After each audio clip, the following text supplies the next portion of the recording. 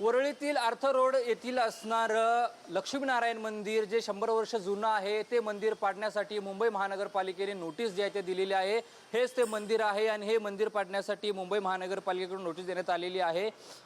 हे मंदिर पाडण्यासाठी ट्रस्टी असतील किंवा येथील स्थानिक नागरिक असतील त्यांचा विरोध आहे। आपल्यासोबत बोलण्यासाठी या मंदिराचे ट्रस्टी आहेत, त्यांच्याशी आपण बातचीत करणार आहोत। जगदीश आहेत, त्यांच्याशी बातचीत करणार आहोत। सर, काय सांगाल, तुम्हाला कधी नोटीस आलेली आहे आणि आता तुमची भूमिका या ठिकाणी काय असणार आहे? माझं नाव जगदीश बोरीच आहे, मी अध्यक्ष आहे आणि आम्हाला नोटीस जानेवारीला आली होती।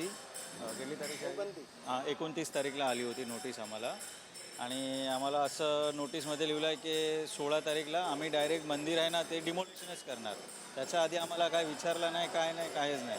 त्याच्या आधी 8 महिना आधी आदित्य साहेब इथे आले होते, इथे बसले होते, ते सर्व चर्चा झाली होती। DMC किरण दिगावकर साहेब बरोबर आमची चर्चा पण झाली होती त्यावेळेला आमचा पण असंच ठराव होता की मंदिर जिथे आहे तिथेच राहू द्या, याच्या अडचणीमध्ये आहेच नाही। डेव्हलपमेंट पण चालूच आहे, ते बंद पण नाही, मग काय प्रॉब्लेम आहे? ही जागा कशासाठी पाहिजे त्यांना ते पण आम्हाला सांगितलं नाही, काय विचारलं नाही, काय नाही। आता परत नोटीस पाठवली त्या लोकांनी आणि 16 तारीखला बोलते की आम्ही मंदिर डिमोलिशन करणार।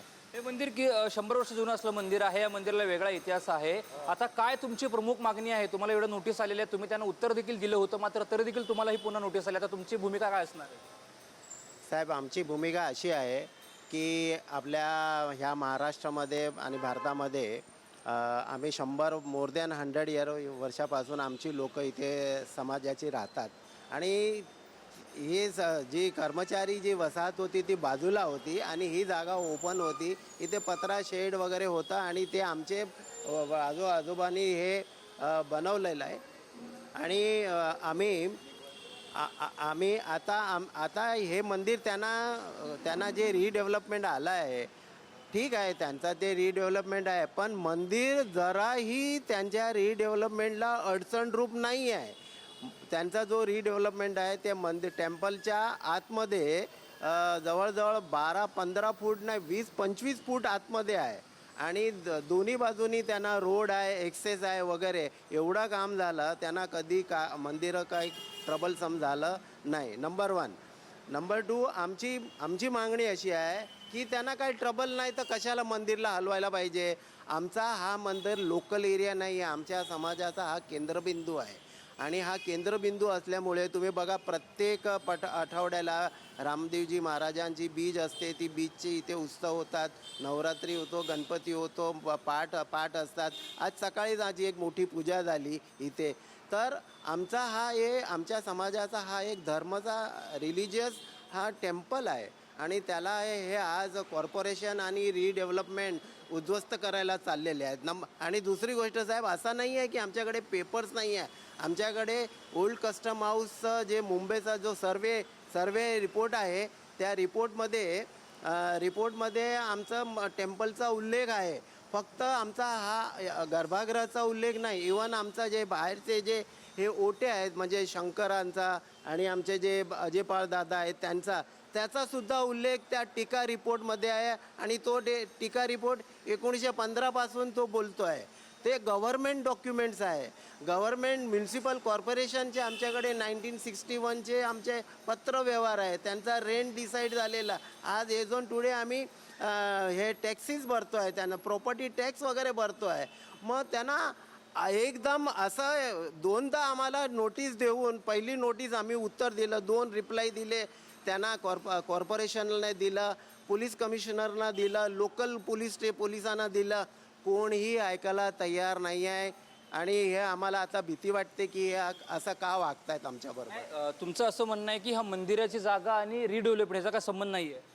मंदिराची जागाचा संबंध म्हणजे काय, एक फॅक्ट ही आहे की आमच्याकडे तसं काही जमिनीचा वगैरे काय पेपर्स आमच्याकडे ते नाही आहे, पण आमच्याकडे पेपर्स हे आहेत की हा मंदिर इथे 100 वर्षापासून आहे आणि हे बघा, गव्हर्मेंटचं पण बरेचसे काय नियम आहे। कुठल्याही रिलिजियस स्ट्रक्चरला हात लावायचा असेल किंवा त्याच्याबद्दल काहीतरी करायचं असेल तर गव्हर्मेंटचे नॉर्म्स आहेत, सुप्रीम कोर्टचे पण नॉर्म्स आहेत आणि ते सुप्रीम कोर्टचा नॉर्म्सच्या अधीन महाराष्ट्र सरकारने सर्क्युलर बाहेर पाडलेले आहेत आणि त्या सर्क्युलरमध्ये उल्लेख केलेला आहे ब क वगैरे, तर त्या अनुसंधानाने पण त्यांनी वागायला पाहिजे.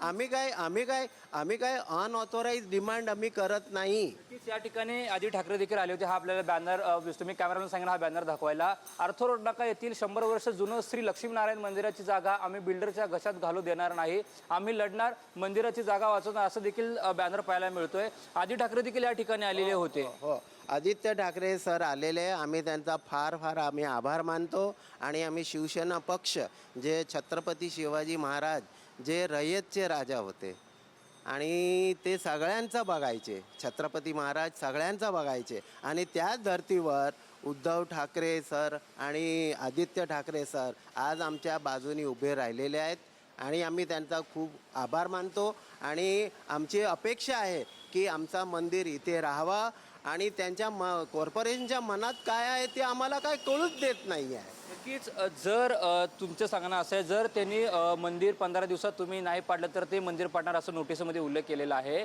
तर आता तुमची पुढची भूमिका काय असणार? जर मुंबई महानगरपालिका हे बांधकाम पाडण्यावर ठाम असेल तर तुमची सगळ्यांची पुढची भूमिका काय असणार आहे? आमची भूमिका तर हीच आहे की आम्ही हे मंदिरला आम्ही हात लावू देणार नाही. आमच्या बाजूनी शिवसेना पक्ष आहे, आदित्य ठाकरेजी आहे, किशोरी पेडणेकर आहे आणि सचिन भाऊ अहिर आहे, गोपाल खाडे आहे, सुनील शिंदे सर आहे वगैरे, हे सगळेच आमच्या बाजूने आहे. आणि त्या सगळ्यांनी आम्हाला बोल दिला आहे, वचन दिलं आहे की हे मंदिर कुठेही हलणार नाही असा बोल दिलेला आहे. आणि आमची भूमिका तीच राहणार. एखाद्या वेळी काय त्यांना जर आमच्यावर जुल्म करायचा असेल, त्यांच्याकडे सत्ता आहे, त्यांच्याकडे पॉवर्स आहे, पण शेवटी हेच ठरेल कोर्टामध्ये की इनजस्टिस लोकांबरोबर, रिलिजियस फिलिंग बरोबर कॉर्पोरेशन करायला चालली आहे. नक्कीच हे यांच्याकडे कागदपत्र हे किती जुनी आहेत? मी काय म्हणून ही कागदपत्र जी आहेत ते किती जुनी आहेत आणि याबद्दल तुम्ही काय सांगाल?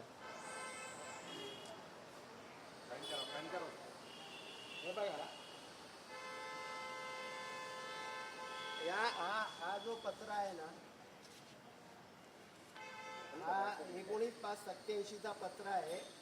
हे त्यावेळेचे आमचे ह्याचे जे ट्रस्टी होते मिस्टर सोलंकी त्यांच्या नावाने आहे. आणि रिक्वेस्ट टू कन्सिडर लक्ष्मीनारायण मंदिर वगैरे, आणि त्याच्यामध्ये त्या लोकांनी बघा शेवटी उल्लेख केलेला आहे, the first date of assessment of the property is prior to 1961, 1/4/1961च्या प्रायर असेसमेंट सुरू झालेला आहे. आणि दुसरा एक पेपर असा आहे आमच्याकडे की ज्याच्यामध्ये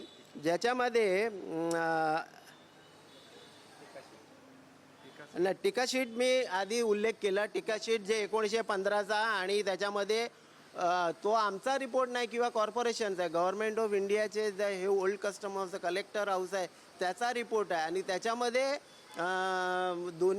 तिन्ही टेम्पलचा उल्लेख आहे टीका रिपोर्टमध्ये. मुंबई महानगरपालिकेला काय सांगणं आहे तुमचं? आता काय आव्हान असणार आहे? आमचं सांगणं असंच आहे की आमचं मंदिर जिथे आहे तिथेच राहू द्या, बस, दुसरं काय नाही. त्यांचं असं म्हणणं आहे की हनुमान मंदिर होतं त्याला दुसरी जागा दिलेली आहे, त्याच्यानंतर एक बुद्ध विहार होतं, एक साईबाबा मंदिर होतं, ते त्या ठिकाणी स्थलांतरित करण्यास तयार आहे, तुम्हीच का नाही असं त्यांचं बघा, त्यांना ते जो 3 मंदिर होते त्याला 50 वर्ष पण अजून नाही झाले होते. त्यांच्याकडे जास्त पुरावा पण काय नव्हते. आमच्याकडे सर्व पुरावे तुम्हाला सांगितले आमचे जयसिंग भाईनी आणि दाखवले पण हे सगळं मोबाईलमध्ये, तरी तुम्ही पण समजू शकतात की काय आहे ते. आता हे तुम्ही बघितलं असेल, बाजूला संतोषी माता मंदिर आहे, ते जास्त 1983-82 किंवा 83मध्ये ते बांधलेलं आहे. त्याला बरोबर असं पॅक करून दिलं आहे, कॉर्डन करून दिलं आहे, म्हणजे ते त्याला अडचणीत आहेच नाही. म्हणजे हा एवढा जुना मंदिर कमीत कमी 125 वर्ष झालं आहे, ते कशाला अडचणीला आहे त्याला? नक्कीच आता मुंबई महानगरपालिका काय भूमिका घेईल महत्त्वाचं, कारण का हे बुरुचा आणि सोलंकी होते, हे मंदिराचे ट्रस्टी आहे, त्यांचं असं म्हणणं आहे की हे मंदिरला आम्ही हात लावू देणार नाही, बांधकाम पाडू देणार नाही, 100 वर्षापेक्षा हे अधिक जुनं मंदिर आहे त्यामुळे आम्ही कारवाई करू देणार नाही असं त्यांच्या वतीनं सांगण्यात आलेलं. मात्र आता मुंबई महानगरपालिका काय भूमिका घेईल हे महत्त्वाचं असणार आहे. कॅमेरामॅन आदिलसोबत रणजित इंगळे, TV9 मराठी, मुंबई.